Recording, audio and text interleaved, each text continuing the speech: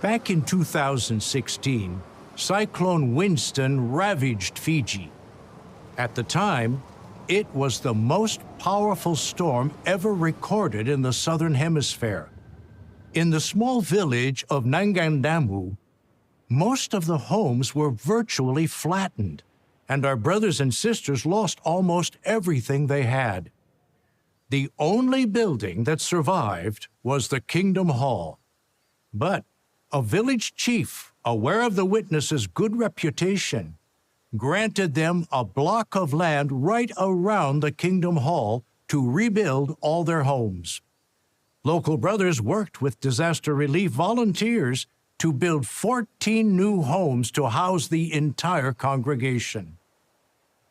So this was just an odd little story that's been included right at the end of the July JW broadcasting episode. They do these postcards, these video postcards from various parts of the world showing Jehovah's Witnesses preaching and worshipping in their congregations. In this particular episode, we've been visiting Fiji, and this story about Cyclone Winston really didn't sit well with me. We're talking about a cyclone that killed 44 people and caused $1.4 billion worth of damage.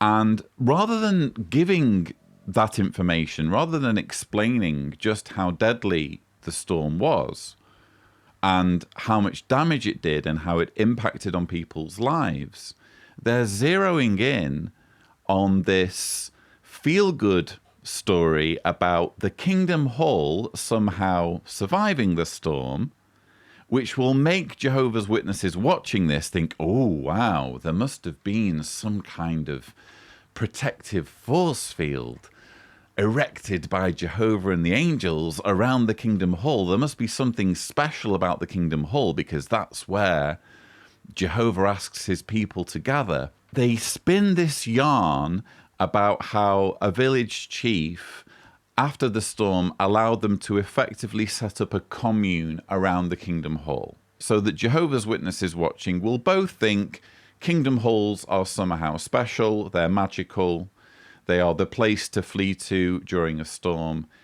And wouldn't it be wonderful if we all lived in a commune around our Kingdom Hall? For me, that's the message of this story. And that being the case, at least from my perspective, this is a remarkably tone-deaf approach to take when covering natural disasters such as Cyclone Winston.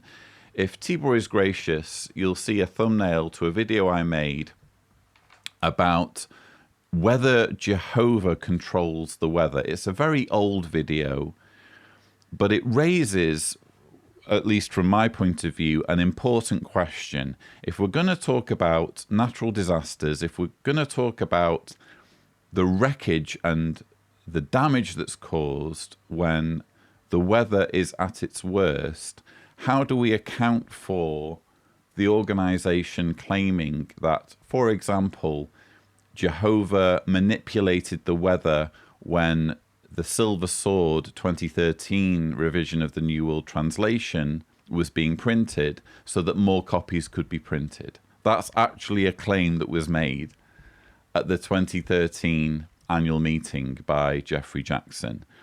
And what about the claims that have been made in past JW broadcasting episodes, one in particular, where it was claimed that a typhoon that, again, was deadly, that actually killed people, was somehow used by Jehovah to make sand available for the refurbishment of a Kingdom Hall?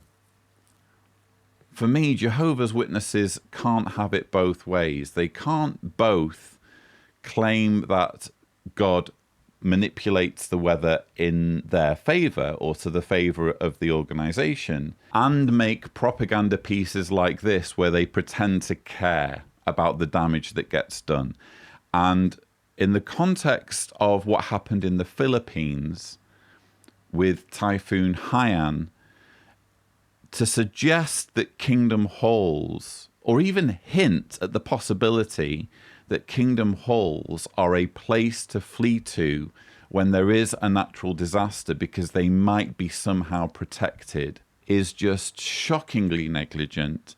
Because when Jehovah's Witnesses in the Philippines pursued this strategy and sheltered in their kingdom halls, in at least one instance, which I actually cover in another video, what happened in the Philippines. This is another older video. I'm thinking specifically of a congregation in Tacloban in the Philippines.